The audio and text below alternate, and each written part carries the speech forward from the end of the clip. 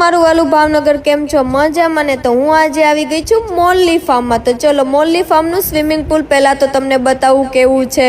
અને ક્લીન પાણીમાંથી નાવાની જ આવી ગરમીમાં કંઈક અલગ જ મજા છે। પ્રકૃતિના ખોળે હોય એવું જ અહીંયા લાગે છે આપણા ફાર્મમાં।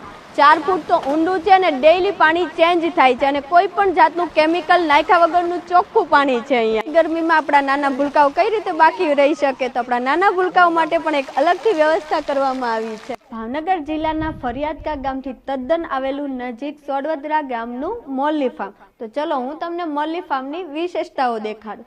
અહીંયા 2 BHK અને 3 BHK રૂમ પણ જોઈએ તો અલગ સેપરેટ રૂમ પણ મળી જશે।